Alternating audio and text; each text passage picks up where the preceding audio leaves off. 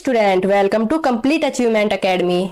आज हम आपके लिए लेकर आए हैं प्रीवियस ईयर क्वेश्चन की प्रैक्टिस सेट। ओके, आज से आपके एग्जाम तक हम आपको डेली प्रैक्टिस कराएंगे।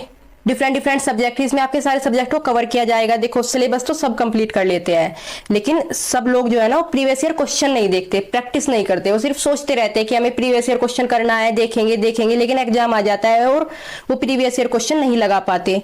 ओके, पर आपको ऐसा नहीं करना है, क्योंकि सीटेट के काफी क्वेश्चन रिपीट होते हैं, उनका पैटर्न सेम होता है। तो प्रीवियस ईयर क्वेश्चन देखने से आपको काफी कुछ समझ में आ जाता है, आपकी अंडरस्टैंडिंग बन जाती है, आपका कॉन्सेप्ट क्लियर हो जाता है। तो आपको इसके पैटर्न को समझना होगा। अगर आपको लगता है ना कि इस वीडियो से आपकी कुछ भी हेल्प हो सकती है, तो आप हमारे साथ जुड़कर अपने सारे सब्जेक्ट अभी कंप्लीट कर लीजिएगा। सारे प्रीवियस ईयर क्वेश्चन, सारे प्रैक्टिस सेट कंप्लीट कर लीजिएगा। फिर देखना आपका कॉन्फिडेंस लेवल क्या रहता है, आप किस कॉन्फिडेंस से पेपर देने जाने वाले हो। ओके, 100% आपका पेपर क्वालिफाई होगा और आपके बहुत अच्छे मार्क्स आएंगे। और अगर आप हम पर विश्वास दिखाते हैं ना, तो मेरा वादा है कि मैं आपका विश्वास नहीं टूटने दूंगी। आपको कोई गुमराह नहीं कराया जाएगा, कंप्लीट प्रैक्टिस कराई जाएगी। अपना टाइम बचाइए और प्रैक्टिस कर लीजिए। अभी आपके एग्जाम में टाइम है, तो अभी से ही आप प्रैक्टिस कर लीजिए, प्रीवियस ईयर क्वेश्चन देख लीजिए, और आपके एग्जाम तक मैं आपके साथ हूं। ओके, तो चलिए स्टार्ट करते हैं आज की क्लास को। आज हम ईवीएस के एनवायरनमेंट के क्वेश्चन लेकर आए हैं। इन क्वेश्चन से आपको काफी हेल्प होगी। हम सिर्फ क्वेश्चन ही डिस्कस नहीं करेंगे, जिस क्वेश्चन में कुछ स्कोप बनता है कि मैं इसके इर्द गिर्द की चीजें आपको और बता सकती हूँ, ये भी आपके लिए इंपॉर्टेंट है, तो मैं वो भी आपको बताऊंगी। ओके, पर आप में थोड़ा पेशेंस चाहिए, आप क्लास को देखना कंप्लीटली। ओके, और बताना आपको किस सब्जेक्ट में ज्यादा प्रॉब्लम आ रही है, उसकी प्रैक्टिस कराएंगे, या फिर कुछ क्लासेज भी लेकर आऊंगी मैं। आपकी डिमांड के अनुसार होना है। देखो, सब कुछ आपको बताना पड़ेगा। मैं आपके साथ हूं, मैं तो सिर्फ इतना चाहती हूँ आप अच्छे नंबर से पेपर क्वालिफाई कर पाओ। ओके, तो चलिए अपना पहला क्वेश्चन देखते हैं। Loss of water in form of vapour from the aerial parts of the plants is called. पौधे के ऊपरी भागों से वाष्प के रूप में जल की क्षति को क्या कहते हैं। देखो, पौधे के ऊपरी भाग से वाष्प के रूप में जो जल की क्षति होती है उसको बोलते हैं हम प्रकाश संश्लेषण। बोलेंगे नहीं, प्रकाश संश्लेषण नहीं बोलते उसको, ग्रोथ नहीं बोलते, श्वसन नहीं बोलते, उसको बोलते हैं हम वाष्पोत्सर्जन। वाष्पोत्सर्जन, तो ये आप ध्यान रखिएगा, ये भी काफी बार आ चुका है क्वेश्चन भी आपके एग्जाम में, तो इसको आप अच्छे से याद रखना, वाष्पोत्सर्जन। ओके, नेक्स्ट क्वेश्चन देखते हैं। चलिए नेक्स्ट क्वेश्चन देखते हैं अपना जा। निम्न में से कौन सा ऊर्जा का परंपरागत स्रोत नहीं है। देखो, दो तरह के स्रोत होते हैं ऊर्जा के, जो आपके एग्जाम में पूछे भी जाते हैं बार बार, परंपरागत और गैर परंपरागत। परंपरागत तो यहीं पे क्लियर करते चलिए, आगे और भी क्वेश्चन आएंगे फिर इससे। परंपरागत स्रोत क्या होते हैं, मतलब जो जिन्हें हम बना नहीं सकते, बाद में इनका यूज नहीं कर सकते हम। एक बार अगर वो खत्म हो जाए ना, तो फिर दोबारा उन्हें बनने में ना काफी साल लगेंगे, जैसे कोयला, पेट्रोलियम वगैरह।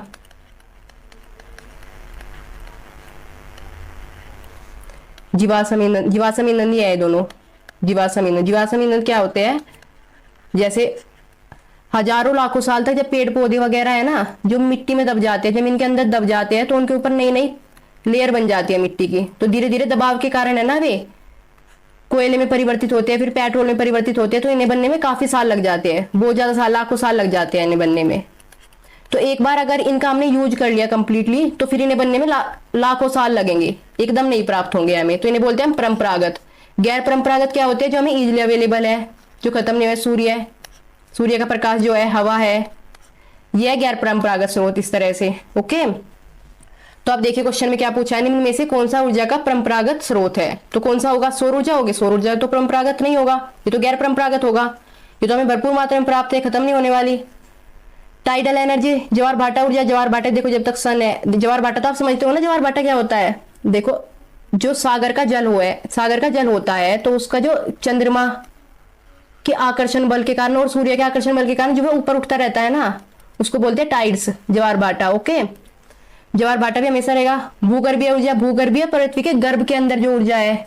ओके, और ये है फोसिल फ्यूल्स, जीवाश्म ईंधन। तो जीवाश्म ईंधन इसका करेक्ट आंसर होगा, जीवाश्म ईंधन, फोसिल फ्यूल्स। ओके, अब नेक्स्ट देखते हैं, नेक्स्ट क्वेश्चन भी देखो, निम्न में से कौन सा जीवाश्म ईंधन नहीं है। चलिए देखते हैं कौन सा। कोयला, कोयला जीवाश्म ईंधन है। वुड, पेट्रोलियम, पेट्रोलियम भी जीवाश्म ईंधन है। नेचुरल गैस, प्राकृतिक गैस, ये भी जीवाश्म ईंधन है। तो कौन सा नहीं होगा, लकड़ी, लकड़ी हमारा जीवाश्म ईंधन नहीं होगा। तो आपका करेक्ट ऑप्शन क्या हो जाएगा इसमें, इसमें करेक्ट ऑप्शन हो जाएगा लकड़ी, क्योंकि लकड़ी हमें पेड़ पौधों से प्राप्त होती है। इन्हें बनने में लाखों साल नहीं लगते। ओके, तो इसका आंसर हो जाएगा आपका, इसका आंसर हो जाएगा आपका लकड़ी। क्लियर यहां तक? नेक्स्ट क्वेश्चन, पत्ती में शिराओं एवं छोटे शिराओं की व्यवस्था का क्या नाम है? देखो, पत्ती में शिराओं और छोटे शिराओं की व्यवस्था का क्या नाम है? इसे बोलते हैं सिरा विन्यास। सिरा विन्यास, इसको आप डायरेक्ट याद रख लेना, सिरा विन्यास। सिराओं से यहाँ पे पहचान हो रही है, सिराओं और छोटे सिराओं की जो व्यवस्था है उसे सिरा विन्यास बोलते हैं। काफी इजी क्वेश्चन है। देखते हैं, निम्न में से किस पौधों की जड़ों में नाइट्रोजन जोड़ने वाले बैक्टीरिया की ग्रंथि नहीं होती? देखो, नाइट्रोजन के बारे में आपने पढ़ा होगा, आप जहां से भी आप पढ़ रहे हो, क्लास ले रहे हो या फिर बुक से पढ़ रहे हो। देखो, कौन से में नहीं होती? स्वीट पी, मीठी मटर में होती है, ग्रीन पी या गार्डन पीस में भी होती है, मूंगफली में भी होती है, मूंगफली में बड़ा फेमस है, पढ़ा होगा आपने। तुलसी में नहीं होती। देखो, आपका तुलसी में नहीं होती, तो इसका करेक्ट आंसर होगा तुलसी। ओके, निम्न में से किसको बीज पत्र कहते हैं? बीज पत्र किसको कहते हैं? सीड लीव्स, बीज पत्ती को कहते हैं। ओके, निम्न में से किस पौधों के बीज पशु द्वारा विस्थापित होते हैं? देखो, सीटेट का फेवरेट क्वेश्चन, पता नहीं कितनी बार पूछ चुका है। किस पौधे के बीज पशु द्वारा विस्थापित होते हैं? मैंगो, आम के बीज। ओके, नेक्स्ट क्वेश्चन, निम्न में से कौन सा परजीवी पौधा है? देखो, ये भी कितनी बार आ चुका है, सारे क्वेश्चन जाने पहचाने हैं। परजीवी पौधा कौन सा? परजीवी पौधा मतलब ये दूसरे के ऊपर डिपेंड रहता है, तो बड़ा फेमस एग्जांपल है इसका तो अमरबेल। तो कौन सा होगा? अमरबेल। अमरबेल है वो, ये रहा अमरबेल। ओके, निम्न में से कौन सा जड़ नहीं है? देखो, जड़ और तने के क्वेश्चन काफी बार बनते हैं कि कौन सा जड़ है, कौन सा तना है। तो चलो एक बार इनको यहीं पे लिख लेते हैं, इनका काम खत्म ही करते हैं। तो छोटी सी बात है, मैं यहीं पे लिखवा सकती हूँ आपको। देखो, अगर मैं इस तरह सारे क्वेश्चन डिस्कस करूंगी तो फिर काफी लंबी क्लास हो जाएगी, काफी टाइम लग जाए और काफी बोरियत फील होगी। इसलिए आप जहाँ से पढ़ रहे हैं वहां पर एक बार इनको अच्छे से कर लेना, जड़ कौन से है और तना कौन से है। इनमें काफी बच्चे कंफ्यूज रहते हैं। देखो, गाजर, नोट कर लेना आप इनको, सलजम, मूली,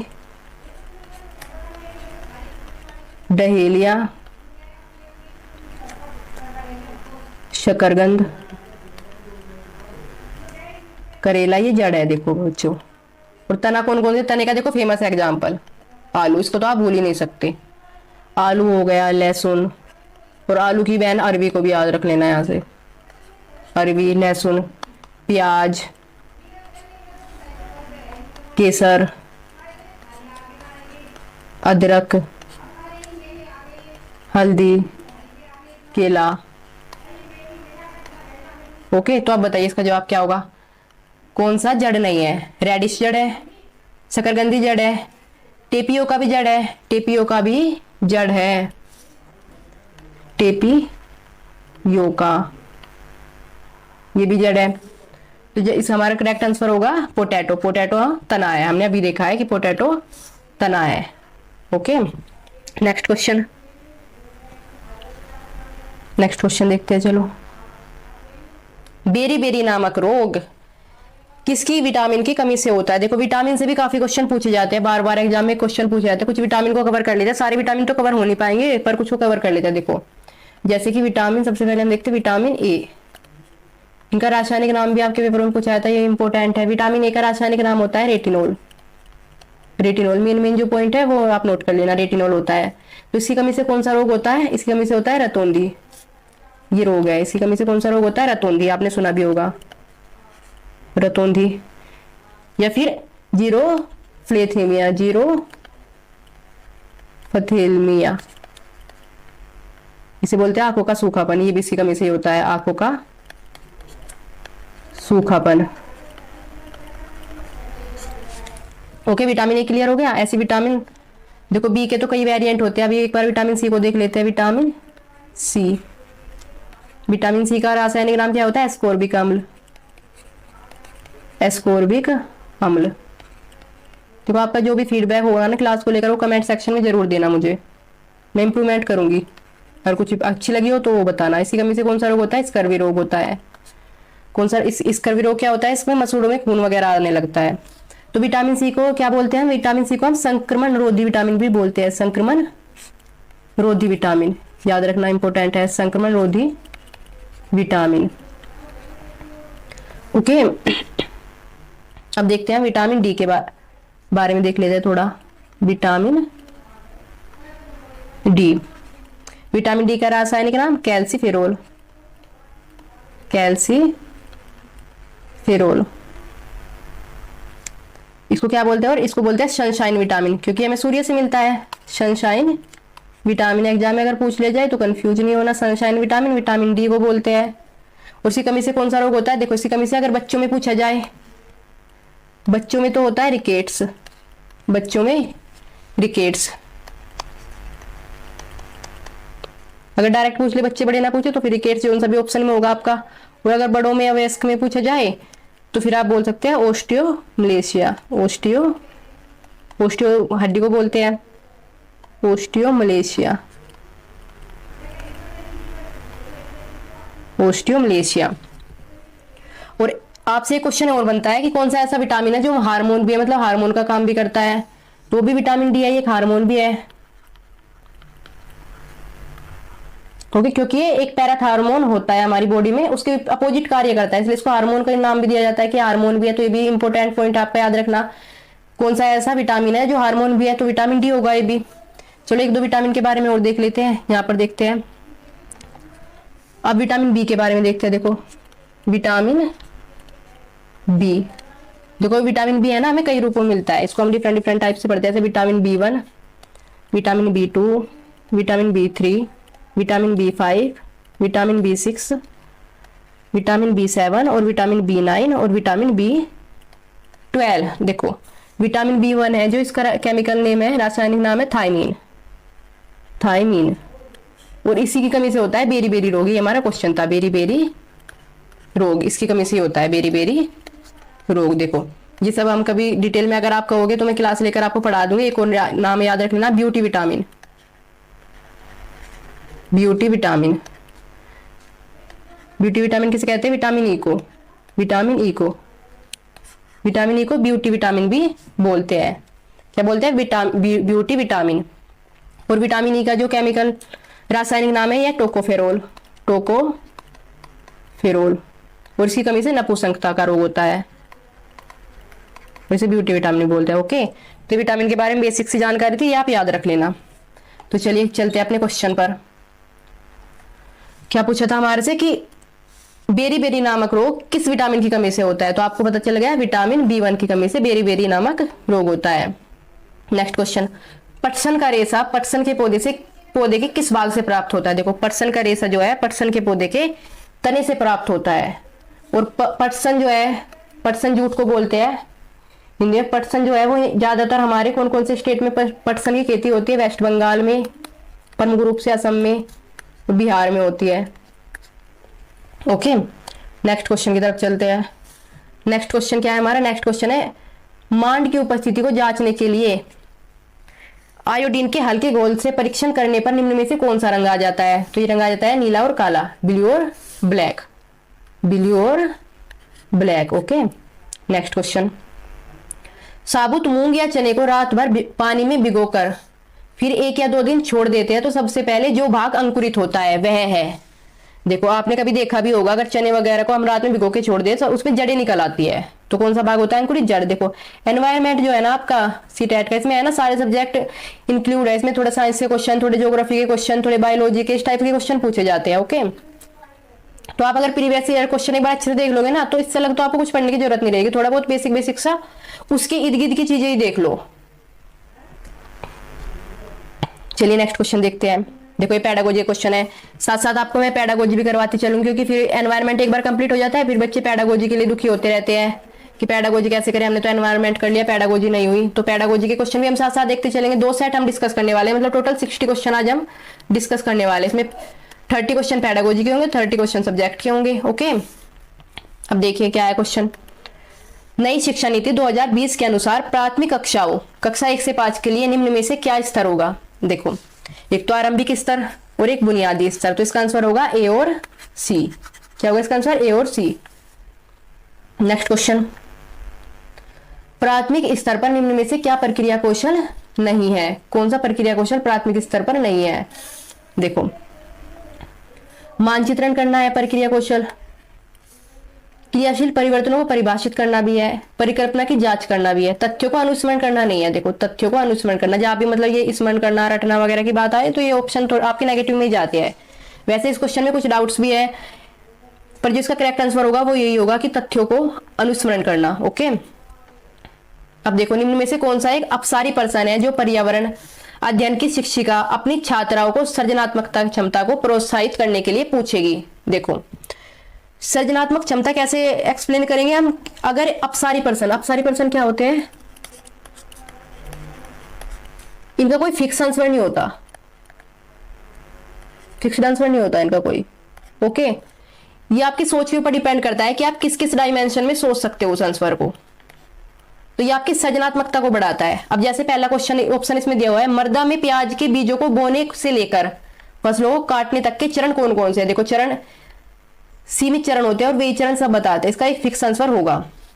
अब देखते हैं अगला, शहरों में वायु प्रदूषण को कम करने के लिए आप क्या कदम उठाएंगे। दिल्ली जैसे शहर में वायु प्रदूषण को कम करने के लिए आप क्या कदम उठाएंगे। देखो अगर इसका आंसर देखा जाए तो इसका, चलो अभी अगला क्वेश्चन ऑप्शन देखते हैं, लवण के विलयन से आप लवण कैसे प्राप्त करेंगे। देखो इसका भी फिक्स आंसर है। पत्तियों का रंग हरा क्यों होता है, इसका भी फिक्स आंसर है। तो इसमें जो मल्टी डायमेंशनल क्वेश्चन है जिसपे आप अपने विचार रख सकते हैं, तो ये सिर्फ एक है कि दिल्ली जैसे शहर में वायु प्रदूषण को कम करने के लिए आप क्या कदम उठाएंगे। तो इसका आंसर क्या हो जाएगा, ये वाला थीम। देखो एनसीईआरटी की थीम से काफी क्वेश्चन पूछे जाते हैं। थीम, परिवार तथा मित्र में निम्न में से कौन सा उप थीम है, डायरेक्ट याद रख लेना। इसका उप थीम है, अगर आपने एनसीईआरटी पढ़ी होगी, कार्य और खेल, इसका उप थीम है कार्य और खेल। नेक्स्ट क्वेश्चन, विद्यार्थी द्वारा पर्यावरण अध्ययन के सीखने का गत्यात्मक, समग्र तथा अनुभवात्मक प्रकृति का उत्तम आकलन किया जा सकता है। देखो उत्तम आकलन किया जा सकता है विश्वसनीय आकलन युक्तियों द्वारा, विश्वसनीय आकलन युक्तियों द्वारा। नेक्स्ट क्वेश्चन, हिमालय में एप्पल एक औषधीय पौधा है जो उच्च क्षेत्रों में पाया जाता है, इसे आप किस समूह में रखेंगे, किस समूह में रखेंगे इसे आप। देखो इसमें दिया है अन्य स्थानिक, प्रचुर या बाहुल, स्थानिक या संकट संपन्न। देखो एक्सोटिक, इसे बोलते हैं अन्य स्थानिक। अन्य स्थानिक क्या होता है, सपोज ये एक पर्टिकुलर स्थान है, यहाँ पे कुछ पेड़ उग रहे हैं, यहाँ पे एक स्पीसीज है प्लांट्स की, तो इसको क्या करेंगे, अगर हम इस स्पीसीज को, ये कोई अन्य क्षेत्र है हमारा, यहाँ पर भी उगाएंगे तो ये उग जाएगी, इस पर कोई इफेक्ट नहीं पड़ेगा, तो इसको हम बोलते हैं अन्य स्थानिक। और जो स्थानिक है, स्थानिक का क्या मतलब, अगर यहाँ की स्पीसीज ये पर्टिकुलर स्थानिक है, इसको अगर इधर उगाने की कोशिश करेंगे हम, ये नहीं उगेगी, इसको क्या बोलते हैं स्थानिक। किसी पर्टिकुलर क्षेत्र में जो पाए जाते हैं, किसी पर्टिकुलर क्षेत्र में जो पाए जाते हैं उसे बोलते हैं हम स्थानिक, एंडेमिक। प्रचुर बाहुल तो पता है, जो प्रचुर मात्रा में पाए जाते हैं, और संकट संपन्न भी आप जानते हैं, तो इसका आंसर होगा हिमालय मेपल, पर्टिकुलर हिमालय में पाया जाता है, हिमालय वाले क्षेत्रों में पाया जाता है, तो इसका आंसर हो जाएगा आपका, ये कैसी प्रजाति है, स्थानिक प्रजाति है, एंडेमिक। हमारे सौरमंडल में कौन सा ग्रह पृथ्वी से छोटा है। देखो हमारे सौरमंडल में ग्रह बुध, शुक्र, पृथ्वी, मंगल, बृहस्पति, शनि, अरुण और वरुण। देखो इसमें जो ये ग्रह है ये पृथ्वी से छोटे हैं, बुध, शुक्र, मंगल भी लगभग बराबर ही है, पर जो छोटे में आएगा बुध आएगा, तो कौन सा आंसर हो जाएगा हमारा, मरकरी, बुध। ये सीक्वेंस अगर होगी, अगर आपसे पूछ जाए नेक्स्ट एग्जाम में तो आप याद रख सकते हैं इसको। नेक्स्ट क्वेश्चन पे चलते हैं। देखो क्वेश्चन है, एनसीएफ 2005 के अनुसार प्राथमिक स्तर पर ईवीएस का उद्देश्य कौन सा होना चाहिए। देखो चलो इसके ऑप्शन देखते हैं। बच्चों को कंठस्थ कराने की कला का विकास, देखो याद करने के तो खिलाफ है एनसीएफ हमारा, इसको तो आप देखते ही काट देना है, नेगेटिव में जाता है। प्राथमिक स्तर पर ईवीएस के सीखने में वर्णन के महत्व को जोड़ देना, प्राथमिक स्तर पर सीखने में वर्णन के महत्व को जोड़ नहीं दे सकते हम। वातावरण संबंधी प्रमुख मुद्दों को पहचाना, देखो बच्चा क्या मुद्दा इतना पहचानेगा और प्रत्यायन करेगा।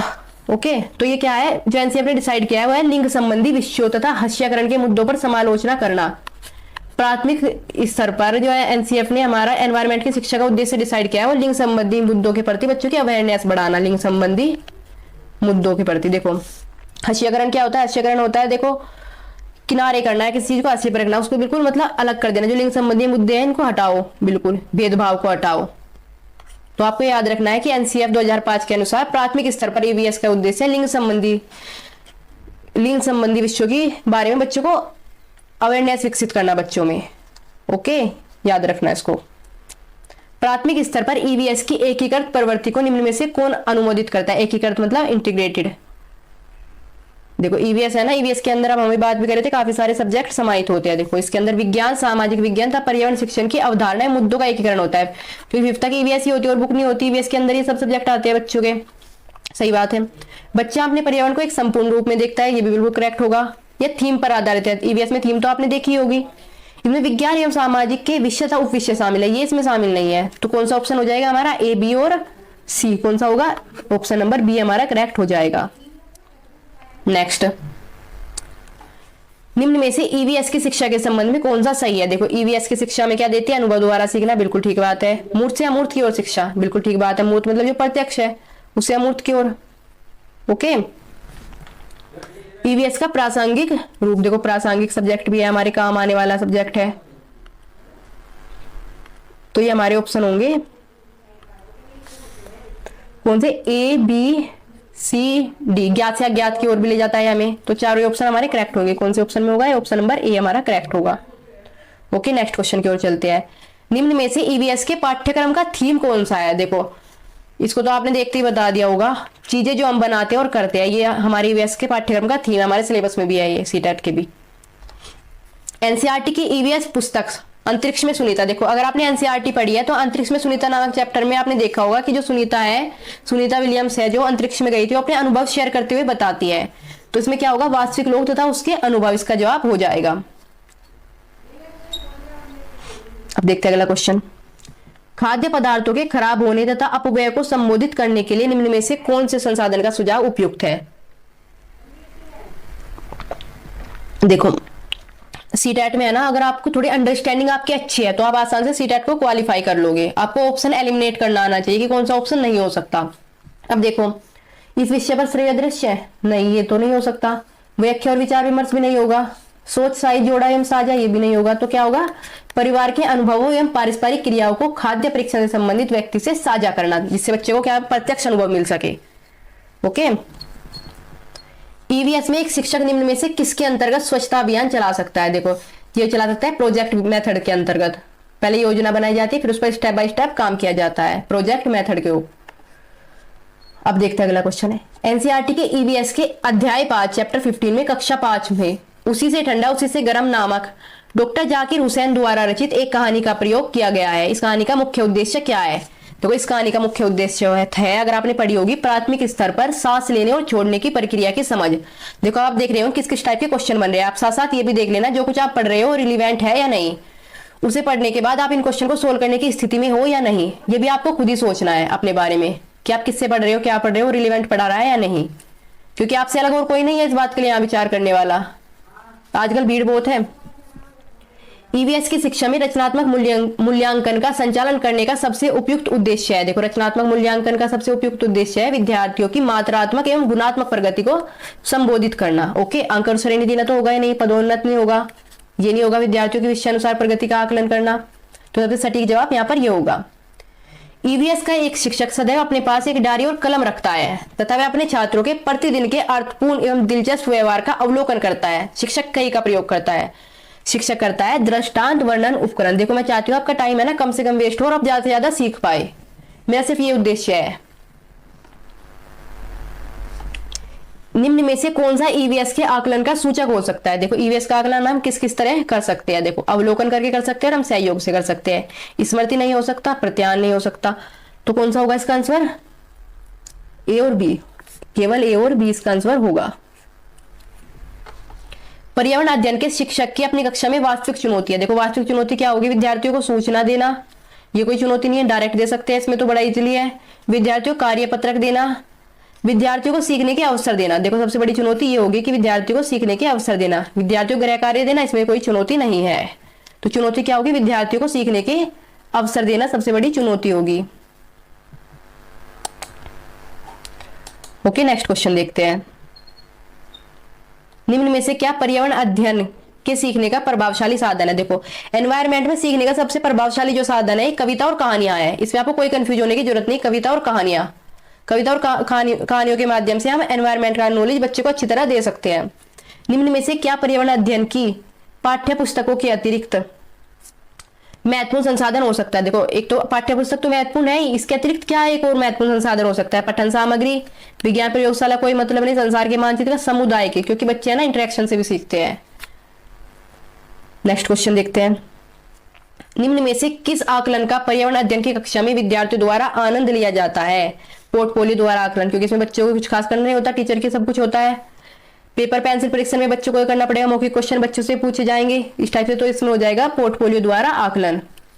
नेक्स्ट क्वेश्चन देखो, कुछ इस टाइप के क्वेश्चन भी पूछ लिए जाते हैं डायरेक्शन से रिलेटेड आपसे, देखते हैं। चलो, कोई छात्र ए पर है, ए कोई पॉइंट है, चलो इस पर कोई छात्र है, हमने मान लिया एक कोई पॉइंट है, यहाँ पर छात्र है, और बी पर पहुंचना चाहता है, बी कोई पॉइंट है। चलो, इसके लिए पहले ओ पर जाता है, ठीक है।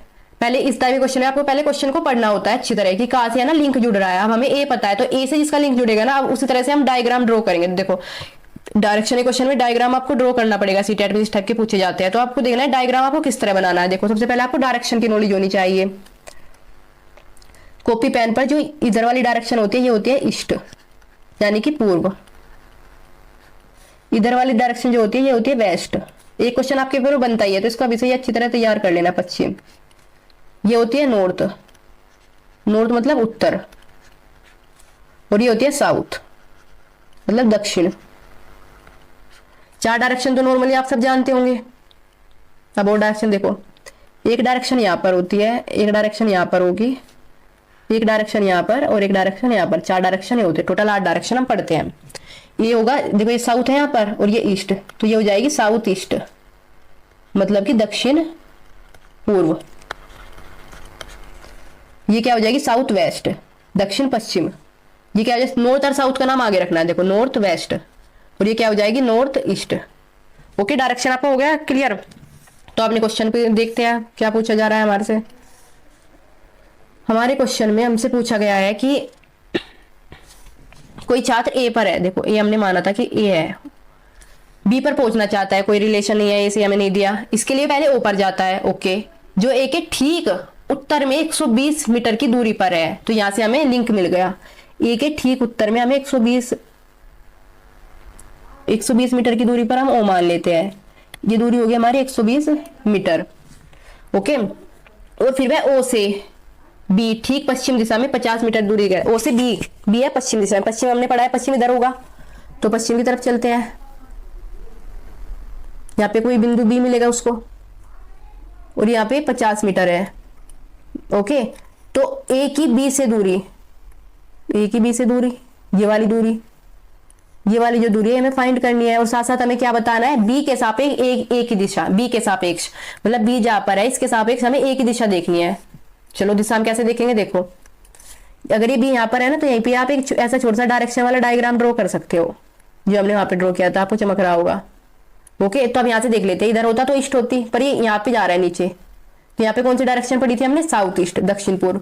तो डायरेक्शन तो हमारी समझ में आ गई कि डायरेक्शन कौन सी होने वाली है, डायरेक्शन होने वाली है यहाँ पे दक्षिण पूर्व। तो कौन कौन से ऑप्शन में है दक्षिण पूर्व, इन दोनों ऑप्शन में है, तो ये दोनों ऑप्शन कट गए आपके। अब आंसर आपका इन दोनों ऑप्शन में से होने वाला है कोई ना कोई। सब इसको सोल्व कर लेते हैं। पाइथागोरस प्रमेय को आप जानते होंगे, उसमें जो वाली ये वाली जो साइड है हमारी, इसका square A B square equal to होता है ओ बी स्क्वायर, आपने पढ़ा भी होगा, ऐसे मैं मान कर चल रही हूँ क्योंकि मैं प्रैक्टिस करा रही हूँ, ए ओ स्क्वायर। ओके, वरना आप साथ साथ भी सीख सकते हैं, कोई दिक्कत की बात नहीं अगर आपने पढ़ा भी नहीं है। O B square, O B हमारा कितना है, देखो ओ बी हमारा 50, तो 50 का स्क्वायर करेंगे, 50 का स्क्वायर हो जाएगा हमारा 250, 5 का स्क्वायर 25 और 0 को क्या स्क्वायर 0 0 प्लस, अब हम 120 का स्क्वायर करेंगे तो ये हो जाएगा हमारा 12 का स्क्वायर क्या होगा हमारा, 12 का स्क्वायर हो गया हमारा 144। एक मिनट पेन ले लूं मैं, 12 का स्क्वायर हो जाएगा हमारा 144 और 0 का स्क्वायर 0 0, तो इनका अगर हम टोटल करते हैं तो ये आ गया 5 और 4 9 6 और ये आ गया 1। तो ए बी स्क्वायर आ गया इसके बराबर। तो अब इसका ए बी को यहाँ पे रखते हैं, इसको अंडर रूट कर देते हैं इसका। तो अंडर रूट लेने का 0 डबल 0 है तो अंडर रूट के बाहर एक 0 आएगी। 169 का स्क्वायर होता है हमारा 13 का। तो आंसर क्या हो जाएगा 130 मीटर। Answer B. डायरेक्शन हम पहले ही देख चुके हैं, दक्षिण पूर्व होगी, साउथ ईस्ट होगी। ओके, समझ में आ गया आपको। नेक्स्ट क्वेश्चन देखते हैं। स्लोथ, देखो सी टेट को बड़ा लगाव है भाई स्लोथ से और हाथी से। जरूरी क्वेश्चन पूछता है स्लोथ और हाथी से। तो स्लोथ को आप तैयार कर लेना, एलिफेंट को तैयार कर लेना, हाथी को अच्छे से। फेवरेट है तो सी टेट के। चलिए देखते हैं क्वेश्चन। स्लोथ भालू जैसे दिखते हैं, बिल्कुल सही बात है। देखो स्लोथ भालू जैसे दिखते हैं और दिन के लगभग 22 घंटे वृक्ष की शाखा पर उल्टे से लटका कर लेटते हैं। देखो यहाँ पर 22 घंटे नहीं, बाकी सब तो ठीक है। स्लोथ है 17 घंटे है। ओके, तो ये ऑप्शन आपका कैंसिल हो गया। स्लोथ चिंपैंजी जैसे दिखते हैं, नहीं। भालू जैसे दिखते हैं स्लोथ। स्लोथ चिंपैंजी जैसे दिखते हैं और दिन के लगभग 22 घंटे, नहीं ये भी नहीं है। चिंपैंजी जैसे दिखते ही नहीं स्लोथ। तो लास्ट ऑप्शन हमारा क्या होगा, स्लोथ भालू जैसे दिखते हैं और दिन के लगभग 17 घंटे वृक्ष की शाखा पर उल्टे से लटका कर लेटते हैं। देखो ये ऑप्शन हमारा बिल्कुल सही होगा। स्लोथ जो है की टाइमिंग है 17 घंटे, ये आपको याद रखना है। Next question. जब किसी एक कपड़े पर दूध को उड़ेलते हैं और मलाई उस पर ही रह जाती है, पृथक्करण की यह प्रक्रिया क्या कहलाती है। देखो ये कहलाती है फिल्टराइजेशन, निस्यंदन। अगर किसी फिल्टर पेपर से हम इस तरह छानते हैं, जो ऊपर वाला पार्ट रह जाता है ठोस वाला और लिक्विड वाला नीचे रह जाता है, इसको बोलते हैं निस्यंदन या फिल्टराइजेशन। Okay, next question. कक्षा 5 की पाठ्य पुस्तक में दिए गए गोलकुंडा किले के, देखो ये भी न्यूमेरिकल टाइप क्वेश्चन है, इसको भी आपको सीख लेना। ये ज्यादा हार्ड नहीं होते, आपको ना थोड़ा सा मतलब एक्टिव माइंड से सोचना पड़ेगा आपको।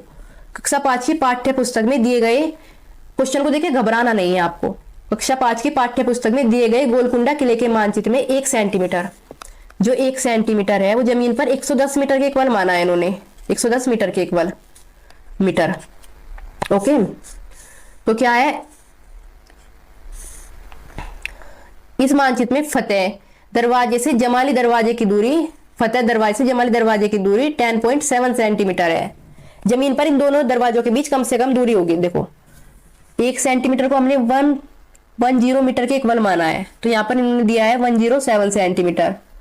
जब 1 सेंटीमीटर इसके इक्वल है तो 107 किसके को इसके इक्वल बनाने के लिए क्या करना पड़ेगा हमें, इसे 110 की 107 में मल्टीप्लाई करनी पड़ेगी। चलो करते हैं मल्टीप्लाई।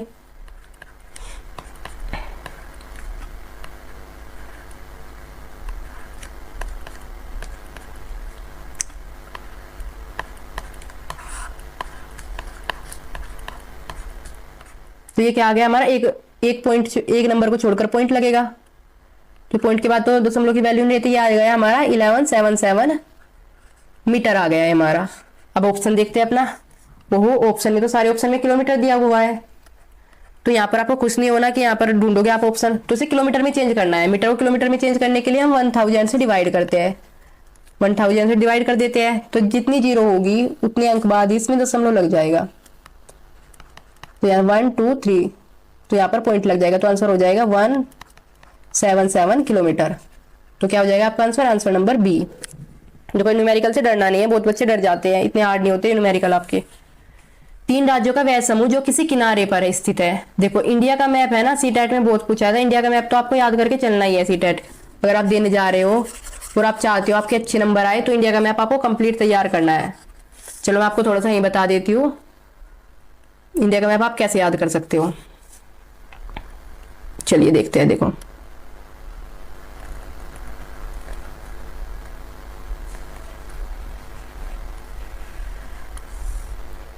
देखो मैं बनाने की कोशिश कर रही हूँ इंडिया का मैप। यहाँ पर थोड़ा देखो बेसिक सी जानकारी जो इंडिया के मैप के बारे में आपको दे सकती हूँ यहाँ पर, तो मैं आपको दे रही हूँ, और जाके आप पढ़ रहे हो वहां से पढ़ लेना। देखो जो ये इंडिया का मैप है, इधर है, यहाँ पर है अरब सागर, वाटर बाउंड्री अरब सागर। इधर है हमारी बंगाल की खाड़ी, बंगाल की खाड़ी या बे ऑफ बंगाल, अरेबियन सी। और यहाँ पर है नीचे हमारे कौन सा, हिंद महासागर। तो इंडिया है ना 3 तरफ से जल से घिरा हुआ है, हिंद महासागर या इंडियन ओशियन। और यहाँ पर है जो, यहाँ पर है लैंड बाउंड्री, यहाँ पे दूसरा देश है हमारा, यहाँ पे पाकिस्तान है। ये तो आपके लिए इतना इंपॉर्टेंट नहीं है, खैर। यहाँ पे फिर अफगान, इधर चाइना है, इधर नेपाल है। ओके, तो हम देखते हैं हमारे स्टेट कौन कौन से कहाँ पे है। देखो अगर हम यहाँ से स्टेट को आपको कैसे याद करना है, अगर हम यहाँ से स्टार्ट करेंगे, आप है ना पहले बाउंड्री वाले स्टेट याद कर लो सारे कि बाउंड्री में कौन कौन से स्टेट है। तो यहाँ पर सबसे पहले जम्मू कश्मीर, जम्मू कश्मीर के जस्ट नीचे पंजाब में पहुंच जाएंगे, फिर यहाँ पर राजस्थान, फिर यहाँ पर गुजरात, गुजरात के जस्ट नीचे महाराष्ट्र, महाराष्ट्र, महाराष्ट्र के नीचे गोवा, छोटा सा साइड में ही है, फिर होगा कर्नाटक, कर्नाटक मैं बोल रही हूँ साथ साथ लिख भी लेना, कुछ नाम मैं लिख भी रही हूँ। फिर होगा केरल, केरल से इधर को हम मूव करेंगे होगा तमिलनाडु, तमिलनाडु। देखो मैप से कितने टाइप के क्वेश्चन बन सकते हैं, अगर आप मैप आपका क्लियर है ना तो आप उन क्वेश्चन को करने की स्थिति में रहते हो। यहाँ होगा आंध्र प्रदेश, आंध्र प्रदेश, यहाँ होगा आपका उड़ीसा,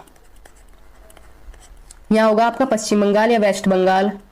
ओके, फिर इधर को चलेंगे, है ना 7 सिस्टर स्टेट है हमारे, इन्हें याद करने में बच्चों को काफी प्रॉब्लम आती है। और यहाँ ये जो टोपी वाली है इंडिया की, ये होगी सिक्किम की, सिक्किम। यहाँ पर होगा बिहार, यहाँ पर यूपी, यहाँ पर यूके उत्तराखंड, और यहाँ पर हिमाचल प्रदेश। तो ये बाउंड्री वाले स्टेट देख लिया। आप 7 सिस्टर्स को देख ले, 7 सिस्टर में यहाँ पर होगा अरुणाचल प्रदेश, अरुणाचल प्रदेश, अरुणाचल प्रदेश के जस्ट नीचे होगा यहाँ पर होगा नागालैंड, यहाँ पर होगा आपका नागालैंड, नागालैंड। यहाँ पर हो गया आपका मणिपुर, देखो ना के पास मणि रहती है तो आप इस तरह याद रख सकते हैं, नागालैंड, मणिपुर। और यहाँ पर होगा मिजोरम, और यहाँ पर होगा मेघालय, और यहीं पर होगा त्रिपुरा। ये तीनों तरफ से बांग्लादेश से घिरा हुआ है त्रिपुरा। ओके, इस तरह आप याद रख सकते हैं। अब देखा हूं, ये हमने बाउंड्री स्टेट याद कर लिए। हिमाचल प्रदेश के जस्ट ऊपर होगा लद्दाख, लद्दाख हमारा यूटी है। अब देखो मिडल वाले स्टेट को देखते हैं, मिडल वाले स्टेट याद कर लेंगे। अब जब हम मिडल में क्या रह गया, देखो एक तो हरियाणा रह गया आपका, हरियाणा आपको चमक रहा होगा, दिखाई नहीं दे रहा शायद, दूसरा पेन ले लेती हूँ। एक तो हरियाणा आपका, सबसे मिडल में मध्य प्रदेश, और यहाँ पे क्या होगा आपको, यहाँ पे बिहार से अलग हुआ था झारखंड, झारखंड, यहाँ पर छत्तीसगढ़, और यहाँ पे तेलंगाना। तो 5 स्टेट आपके मिडल के हो गए। ये आपका पूरा कंप्लीट इंडिया का मैप हो गया। अब देखो इंडिया में, देखो एक और बात आप यहाँ पे देख लो, ये वाला जो एरिया है इंडिया का, यहाँ पे बहुत ज्यादा जैव विविधता है, यहाँ पर घने जंगल पाए जाते हैं, पूर्वी हिमालय का क्षेत्र है, ये जैव विविधता संपन्न है, मतलब यहाँ पर वनस्पति, पेड़ पौधे और जानवरों की प्रजाति बहुत ज्यादा है। ये क्या होगा हमारा पूर्वी हिमालय का रीजन है, पूर्वी हिमालय का। तो कोई क्वेश्चन आपके पेपर में पूछा जा रहा है, शायद इसी सेट में हो या फिर और सेट में होगा। जो मध्य प्रदेश है, मध्य प्रदेश से घने जंगल वाला क्षेत्र जो भारत में है, वो कौन सी डायरेक्शन में, तो डायरेक्शन हम अभी पढ़कर आए, तो ये कौन सी डायरेक्शन में हो जाएगा, ये हो जाएगा आपका, यहाँ पर ईस्ट होगी और यहाँ पर नॉर्थ होगी, तो ये नॉर्थ ईस्ट डायरेक्शन में हो जाएगा। ओके, तो देखते हैं 3 राज्यों का वह समूह जिसके किसी किनारे पर बंगाली खाड़ी है। देखो बंगाली खाड़ी यहाँ पर है, तो 3 राज्य कौन कौन से होंगे, उड़ीसा, आंध्र प्रदेश और तमिलनाडु। ओके, इजिली सोल्व कर सकते हो आप इसको। नेक्स्ट क्वेश्चन देखते हैं। देखो ये मध्य प्रदेश वाला क्वेश्चन आ गया। मान लीजिए आप मध्य प्रदेश में, इस राज्य के हिसाब से किस दिशा में हमारे देश में सर्वाधिक घने जंगल है, तो हमने अभी देखा था कौन सी डायरेक्शन होगी, वो वाली उत्तर पूर्व, नॉर्थ ईस्ट। माउंट एवरेस्ट की चोटी की ऊंचाई क्या है, देखो माउंट एवरेस्ट विश्व की सबसे ऊंची चोटी, विश्व की सबसे ऊंची चोटी कौन सी है, माउंट एवरेस्ट। इसकी ऊंचाई है 8,850 मीटर। देखो एक कौन सी माउंटेन में है, हिमालय में स्थित है। ये कहां पर है, नेपाल में। इसकी लोकेशन भी पूछ सकते हैं भाई, अगर ऊंचाई पूछे। नेपाल में इसको किस नाम से जानते हैं, सागर माथा, सागर माथा के नाम से जानते हैं नेपाल में इसको। ओके, और क्या पूछते, भारत की सबसे ऊंची चोटी कौन सी है, भारत की सबसे ऊंची चोटी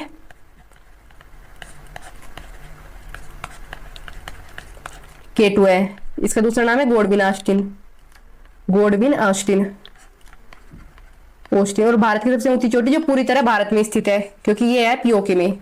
वैसे तो अगर ये ऑप्शन में आती है आपको ये लगाना है, पर अगर ऐसा पूछ लिया पूरी तरह भारत में स्थित है तो वो हो जाएगी Kanchenjunga, Kanchenjunga. Okay, next question देखते हैं। टूटता हुआ तारा होता है कोई, ये होता है उल्का। टूटते हुआ तारा, जो उल्का पिंड होते हैं उसको हम टूटता हुआ तारा बोलते हैं। ओके, नेक्स्ट क्वेश्चन देखते हैं। केजडी वर्क्स के बारे में। देखो केजडी वर्क्स कितनी बार मोस्टली क्वेश्चन पूछा जाता है। केजडी वर्क्स के बारे में नीचे दिए गए कथनों पर विचार कीजिए। ये क्वेश्चन आपके घुमा फिरा के पूछे जाते हैं एनवायरमेंट में, और है क्या एनवायरमेंट में आपका। ये क्वेश्चन कर लीजिए आप, मुझे तो लगता नहीं कुछ भी और पढ़ने की जरूरत पड़ेगी, आपको अच्छे नंबर मार्क्स आएंगे 30 आउट ऑफ 30। इतने क्वेश्चन मैं सारे प्रीवियस ईयर करा दूंगी। अब तो ऑनलाइन एग्जाम हुआ है तो काफी सेट होते हैं एक साल के, तो सारे कर लेंगे हम, तो फिर हमें कोई नीड नहीं रहेगी। यह वृक्ष मुख्यतः रेगिस्तानी क्षेत्रों में पाया जाता है, बिल्कुल करेक्ट बात है। इसे उगने के लिए अधिक जल की आवश्यकता नहीं है, जब रेगिस्तान में पाया जाता है जल की आवश्यकता नहीं होगी। यह वृक्ष अपने तने में जल को संचित करता है, जिसका उपयोग आवश्यकता पड़ने पर किया जाता है, ऐसा कुछ नहीं है। इस वृक्ष की छाल का उपयोग लकड़ी और दवाइयां बनाने में होता है, बिल्कुल करेक्ट। इस वृक्ष में बहुत कम पत्तियां होती है, ऐसा भी नहीं है। तो ऑप्शन कौन कौन सा सही होगा हमारा? ए, बी और डी। ए, बी और डी ये हमारा करेक्ट ऑप्शन होगा। देखो अगर आपको क्लास ज्यादा लंबी लग रही हो तो आप मुझे कमेंट में बता दी, मैं सिर्फ एक दिन में एक ही सेट कराऊंगी। वैसे आज मैंने 2 सेट उठाए हुए हैं आपके। अब देखो घरों के बारे में भी काफी क्वेश्चन पूछे जा सकते हैं। किसी छात्र द्वारा नीचे दिए गए कथन पर विचार कीजिए। मैं जिस क्षेत्र से आया हूँ वहां बारिश बहुत कम होती है, बारिश कम होती है, ओके। गर्मी बहुत पड़ती है, तो गर्मी के हिसाब से आपको समझ में आना चाहिए थार का मरुस्थल। कहाँ पे? रेगिस्तान बोलते हैं, भारत का रेगिस्तान। ये कहाँ पर है? ये राजस्थान में है। कहाँ पर है? राजस्थान। तो इतने से हम समझ सकते हैं कि ये बच्चा राजस्थान के बारे में बात कर रहा है। हमारे घर मिट्टी के बने होते हैं, घरों की दीवारें बहुत मोटी होती है और इन्हें मिट्टी से पोतकर सुंदर किया जाता है। घरों की छतें कटीली झाड़ियों से बनाई जाती है। यह छात्र निम्न में से किस राज्य से आ सकता है? देखो ये राजस्थान से आया है। नेक्स्ट क्वेश्चन देखते हैं। किसी सभा में अपना परिचय देते समय किसी छात्र के कथन पर विचार कीजिए। वो क्या बोल रहा है? देखो, मैं जिस जगह से आया हूं वहां के अधिकतर लोग सरसों के तेल में बनी पकी मछली खाना पसंद करते हैं। देखो सरसों का तेल है ना, थोड़ा गर्मी बनाए रखता है शरीर में, तो ऐसा वहीं के लोग करेंगे जहां पर ज्यादा ठंडी पड़ती होगी। तो ठंड कहां पर पड़ती है? गोवा, कश्मीर, केरल, मिजोरम। तो सरसों के तेल में पकी मछली कश्मीर के लोग खाना पसंद करते हैं, इसको याद रखिएगा। ये क्वेश्चन भी काफी बार आपका रिपीट हुआ है। सरसों के तेल में बनी मछली कश्मीर के लोग खाना पसंद करते हैं, ओके। देख लो आ गया जी एलिफेंट का क्वेश्चन। एलिफेंट का क्वेश्चन सीटेट ना पूछे ऐसा नहीं हो सकता। कोई वयस्क हाथी एक दिन में 2 क्विंटल से भी अधिक हरे पत्ते और झाड़ियां खा सकता है। 2 क्विंटल या 200 ग्राम नहीं, 100 किलोग्राम होगा इसका, तो ये ऑप्शन हमारा गलत हो जाएगा। अत्यधिक भारी होने के कारण अधिकांश हाथी बहुत ज्यादा आराम करना पसंद करते हैं। नहीं, हाथी आराम करना नहीं पसंद करते, 4 से 5 घंटे सोते हैं, ओके। तो ये वाला ऑप्शन नहीं होगा। यहां तक कि 3 महीने की आयु के हाथी के बच्चे का भार सामान्यतः लगभग 200 किलोग्राम हो जाता है, बिल्कुल करेक्ट है। अधिकांश हाथी औसतन एक दिन में 9 से 10 घंटे सोते हैं। नहीं जी, 4 से 5 घंटे सोते हैं, ओके। तो ये वाला ऑप्शन इसका करेक्ट हो जाएगा। एक समूह को चुनिए जिसका प्रयोग पुनः चक्रण के पश्चात की पुनः चक्रण मतलब रिसाइकिल कर सकते हैं उनको। तो देखिए भाई, अब इनमें कैंसिल करना। देखो पॉलीथीन बैग प्लास्टिक से बनते हैं, इसको हम रिसाइकिल नहीं कर पाएंगे। पॉलीथीन बैग को ये रिसाइकिल नहीं होते, खतरा है हमारे लिए। अभी तो कहते हैं यूज कम करो इनका। प्लास्टिक की बोतल नहीं, प्लास्टिक को रिसाइकिल नहीं कर सकते हम। चमड़े का इसमें प्लास्टिक आ गया, इसको भी रिसाइकिल नहीं कर सकते। तो ऑप्शन नंबर सी हो जाएगा हमारा ऑटोमेटिकली। लोहे की कीले, कांच की बोतल, स्टील का मग, गत्ते का डिब्बा, ओके। तो बड़े आसानी से आप इसको सोल्व कर सकते हैं। नेक्स्ट क्वेश्चन देखते हैं। देखो यहाँ डिशेज, कौन सी डिश कहा है? छोले भटूरे, नारियल डली के साथ उबला टेपियोका, सरसों के तेल में पकी मछली। सरसों के तेल में पकी मछली हम अभी पढ़कर आए हैं, तो ये कहां पर होगी? जम्मू कश्मीर में। तो थर्ड का हो जाएगा हमारा सी, थर्ड का हो जाएगा हमारा डी, जम्मू कश्मीर। थर्ड है और डी जम्मू कश्मीर। अब देखते हैं इससे काम चल जाता है क्या हमारा?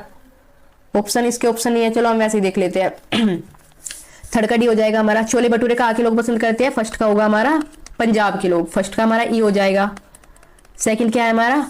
नारियल डली के साथ उबला हुआ टेपियोका, नारियल डली के साथ उबला हुआ टेपियोका केरला के लोग पसंद करते हैं, इसका बी हो जाएगा। और फोर्थ का क्या होगा हमारा? शी फिश, नारियल के तेल में पकी मछली। देखो नारियल के तेल में पकी मछली होगी तो वो गोवा की होगी। गोवा कौन से ऑप्शन में है? ए ऑप्शन में। और अगर सरसों के तेल में पकी मछली होगी तो कश्मीर की होगी। नारियल के तेल में पकी मछली तो गोवा, और सरसों के तेल में पकी मछली तो कश्मीर की, क्योंकि वहां पर ठंड पड़ती है। तो ये इसका सही आंसर हो जाएगा, ओके। देख लेना आप इसको। नेक्स्ट देखते हैं हम। फिर से एक पैडागोजी क्वेश्चन आ गया। आप कक्षा 4 के पर्यावरण अध्ययन के विद्यार्थियों के रचनात्मक आकलन के लिए उपयुक्त कार्य का चुनाव कीजिए। रचनात्मक आकलन मतलब एक्टिविटी कराएंगे कुछ, तभी उसमें रचनात्मकता का विकास होगा। तैरने और डूबने के पार्ट पर प्रश्न उत्तर लिखना। देखो इस तरह की चीजें हम नहीं सपोर्ट करते, किसी भी प्रश्न उत्तर। हम है ना एनवायरमेंट में ज्यादातर एक्टिविटी को सपोर्ट करते हैं, एक्टिविटी को सपोर्ट करते हैं, ओके। डूबने और तैरने की प्रक्रिया का अवलोकन करने के लिए क्रियाकलाप करना, ओके। चलो देखते हैं। तैरने और डूबने की परिभाषा नहीं, परिभाषा तो बिल्कुल नहीं। जो बच्चे डूबती और तैरती उनकी सूची याद कराना नहीं, याद कराना तो नहीं होता। तो इसका आंसर हो जाएगा डूबने और तैरने की प्रक्रिया का अवलोकन करने के लिए क्रियाकलाप करना, ओके। नेक्स्ट क्वेश्चन देखते हैं। बस थोड़े से क्वेश्चन और बचे हमारे। पर्यावरण अध्ययन के शिक्षण में कला एवं कौशल का समावेश करना चाहिए, कला एवं कौशल का समावेश करना चाहिए क्योंकि यह प्रोत्साहित करता है, देखो सृजनात्मकता को प्रोत्साहित करता है, सहपाठी के साथ खेलने को भी प्रोत्साहित करता है, कक्षा में अनुशासन का कोई रोल नहीं, इसमें समावेशन को प्रोत्साहित करता है क्योंकि स्टूडेंट मिलकर एक कला सृजनात्मकता का कुछ वर्क करेंगे। ओके, तो इसका आंसर हो जाएगा ए, बी और डी, ए, बी और डी, फोर्थ ऑप्शन हमारा करेक्ट हो जाएगा। नेक्स्ट क्वेश्चन देखते हैं। कक्षा 4 के विद्यार्थियों को थीम आश्रय के लिए कौन सी युक्ति पूछताछ को प्रोत्साहित करती है? कौन सी युक्ति पूछताछ को? देखो, विद्यार्थियों को विभिन्न प्रकार के घरों के चित्र एकत्र करने के लिए कहना, विभिन्न प्रकार के आश्रयों के चित्र का साझा करना, विभिन्न मकान निर्माण स्थलों पर जाने के उपरांत विद्यार्थियों को अपने अनुभव को सुनाने के लिए कहना। देखो बिल्कुल ये वाला ऑप्शन बिल्कुल करेक्ट हो गया, प्रत्यक्ष अनुभव पे बेस है, प्रत्यक्ष अनुभव का काफी रोल होता है एनवायरमेंट में, तो इसका ऑप्शन सी हो जाएगा आपका। नेक्स्ट क्वेश्चन देखते हैं। प्राथमिक कक्षाओं का पर्यावरण अध्ययन वह विषय है जिसमें एकीकरण है, एकीकरण मतलब किस किस विषय को इसमें समाहित किया जा सकता है? तो चलिए देखते हैं। विज्ञान एवं पर्यावरणीय शिक्षा के संप्रत्यों एवं मुद्दों का, सामाजिक विज्ञान के संप्रत्यों एवं मुद्दों का, विज्ञान और सामाजिक विज्ञान के संप्रत्यों एवं मुद्दों का, सामाजिक विज्ञान और पर्यावरणीय शिक्षा के संप्रत्यों एवं मुद्दों का। देखो, सामाजिक विज्ञान और पर्यावरणीय शिक्षा के संप्रत्यों एवं मुद्दों का सबसे सटीक जवाब होगा इसका। Next question. निम्न में से प्राथमिक स्तर के पर्यावरण अध्ययन का क्या उद्देश्य है? देखो, हम पढ़ कर आए प्राथमिक स्तर के पर्यावरण अध्ययन का उद्देश्य लैंगिक भेदभाव के बारे में बच्चों को अवेयर करना है, या लिंग भेद के बारे में, तो ये तो आप नहीं भूलोगे। अब जा एक और क्वेश्चन आ गया, देखो इसका रिपीट हो गया यहीं पर ही। लैंगिक भेदभाव से संबंधित मुद्दों पर सीखने वाले को संवेदनशील बनाना, एनसीईआरटी ने इसका लक्ष्य निर्धारित किया है। शिक्षिका ने अपने विद्यार्थियों को भोजन के रूप में ग्रहण किए जाने वाले पौधों के विभिन्न भागों जैसे जड़, तना, पुष्पों के नाम जानने के लिए कहा और इसके लिए अपने परिवार के सदस्यों से परामर्श करने के लिए कहा। इस क्रियाकलाप की अभिकल्पना की गई है। देखो, ऐसे क्यों कहेगी शिक्षिका?